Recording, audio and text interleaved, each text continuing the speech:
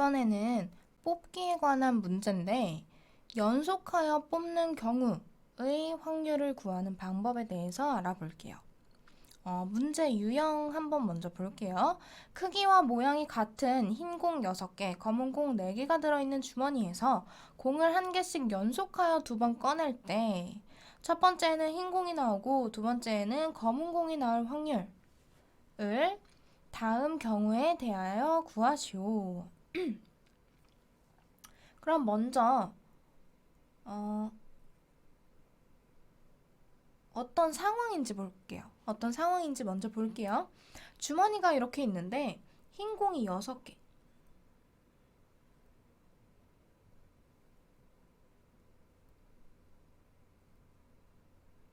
그리고 검은 공이 4개. 이렇게 들어있대요. 그때 2번을 꺼낼 건데 첫 번째는 흰 공. 그리고 두 번째는 검은 공이 나올 확률을 구해라 라고 했네요. 1번, 첫 번째 꺼낸 공을 다시 주머니 속에 넣을 때 꺼내서 이게 어떤 색이구나 확인을 하고 다시 넣어서 섞은 다음에 두 번째 공을 뽑는다는 얘기예요. 그러면 첫 번째 1번 꺼낸 공을 다시 주머니에 넣을 때는 어떻게 확률이 나오는지 한번 먼저 볼게요. 그럼 여기서 흰 공이 나올 확률부터 구해야 하는데 우선 전체 경우의 수는 10이 되겠죠?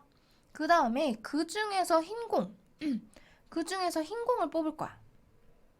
그러면 6가지네요. 10분의 6. 근데 얘를 꺼냈어. 하나를 꺼냈는데 다시 넣으래요. 그러면 첫 번째 조건과 두 번째 조건이 어때요? 변화가 있어요? 변화 없죠? 꺼냈던 거 다시 그대로 넣는데 변화가 없이 전체 경우의 수가 변하지 않아요. 10개, 다시 10개 에서 두 번째는 검은 공이 나와야 된대요. 그러면 이 공을 꺼내야 되니까 경우의 수 4가 되겠죠. 그 다음에 나오고 그리고에 해당하는 경우죠. 그래서 곱의 법칙 이용해서 100분의 24 4로 약분하면 25분의 6이 되겠죠. 그 다음에 두 번째는 뭐냐면 꺼낸 공을 다시 넣지 않는 거예요. 공을 딱 꺼내서 이게 무슨 색이구나 확인을 하고 다시 안 넣을 거예요. 이때는 확률이 어떻게 변하는지 한번 볼게요. 먼저 첫 번째는 흰 공이 나와야 된대요. 그러면 10개 중에 6개니까 10분의 6. 하나 꺼냈어. 그러면 전체 개수가 어떻게 돼요? 하나가 줄어버리겠죠. 그래서 전체 경우의 수는 9가 될 거고 그 중에서 검은 공이니까 9분의 4. 똑같이 그리고에 해당하니까 곱하기 곱의 법칙 이용해줘야겠죠? 그럼 약분해서 15분의 4. 지금 되게 신기한 게 여기까지는 같은 문제예요. 근데 다시 넣을 때 그리고 넣지 않을 때에 따라서 이렇게 확률이 변해요. 그렇기 때문에 우리 여러분들 문제 풀 때 이런 뽑기 문제를 풀 때는 뽑고 나서 다시 넣는지 아니면 넣지 않는지 꼭 확인을 해줘야 돼요. 넣을 때와 넣지 않을 때가 확률 구하는 방법이 달라지고 결과값이 변하기 때문에 꼭 넣는지 넣지 않는지 확인하고 문제 풀어줘야 돼요. 그러면 연습 문제 2가지 더 풀어볼게요. 첫 번째 연습 문제 1번 10개의 제비 중에서 3개의 당첨 제비가 들어있는 주머니가 있다. 이 주머니에서 제비를 한 개씩 연속하여 2번 뽑을 때 2번 모두 당첨 제비를 뽑을 확률을 다음의 경우에 대하여 구하시오. 어떤 상자에 10개가 있는데 3개만 당첨이래요. 당. 나머지는 꽝.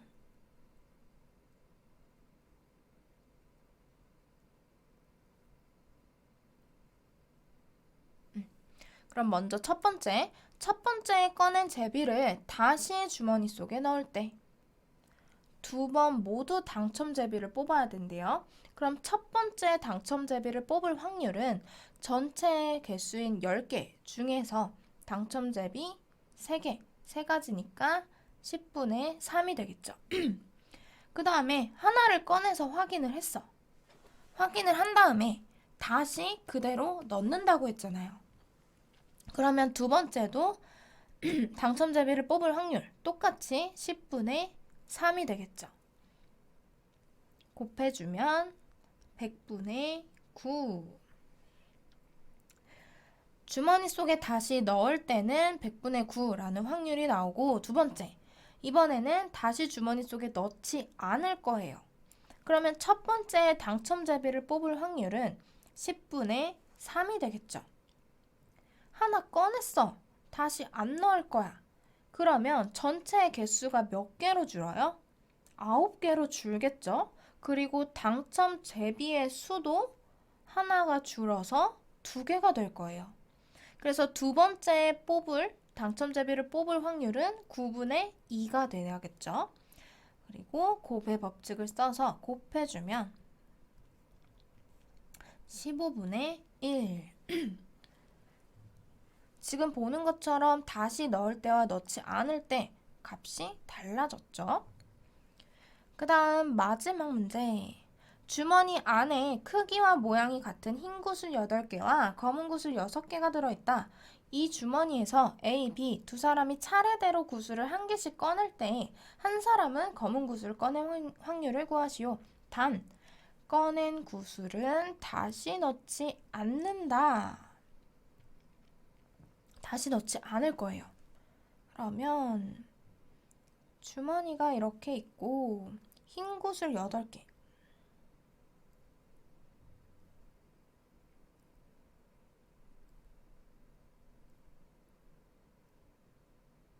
검은 구슬 6개. 먼저 A와 B가 한 개씩 꺼낼 건데 한 사람은 검은 구슬. 한 사람만 검은 구슬을 꺼낸다는 얘기예요. 한 사람은 검은색, 한 사람은 흰색. 그럼 먼저 A가 검은색을 뽑고 B가 흰색을 뽑는다라고 가정을 해볼게요. 그러면 A가 검은색을 뽑을 확률은 전체 개수 14개죠. 전체 개수인 14분의 검은색의 개수인 6. 이 A가 검은색을 뽑을 확률이고 A가 검은색을 하나 뽑아갔어요. 뽑아갔어, 하나.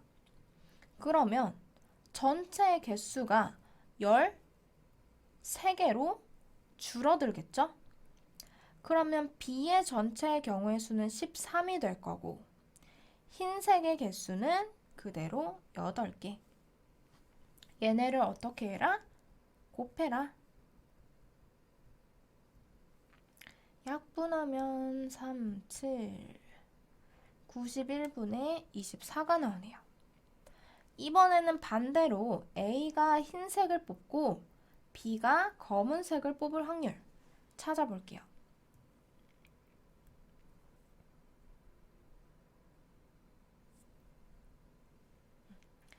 A가 먼저 흰색을 뽑을 거예요. 전체 개수 14개에서 흰색의 개수 8, 14분의 8이 되겠죠. A가 하나를 뽑아갔어.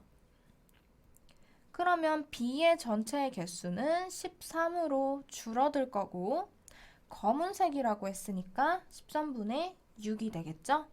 그래서 A가 흰색, B가 검은색을 뽑을 확률은 14분의 8 곱하기 13분의 6. 약분해서 91분의 24가 나오네요.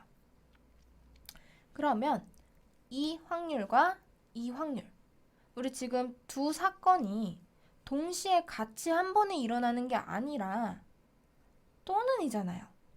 A가 검은색, B가 흰색을 뽑거나 A가 흰색, B가 검은색을 뽑거나 또는에 해당되는 거죠. 그래서 이 두 확률은 곱의 법칙이 아니라 합의 법칙을 이용을 해서 더해주는 거예요.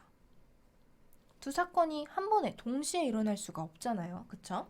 그래서 91분의 48. A, B 두 사람이 차례대로 구슬을 한 개씩 꺼낼 때 한 사람만 검은색 구슬을 꺼낼 확률은 91분의 48이 되네요. 지금처럼 꺼내는 경우와 꺼낸 구슬을 다시 넣는 경우와 넣지 않는 경우는 이 전체 경우의 수가 바뀌어요. 그렇기 때문에 문제를 풀 때는 꼭 꺼낸 구슬, 꺼낸 제비를 다시 넣는지 넣지 않는지 반드시 확인을 해줘야 돼요.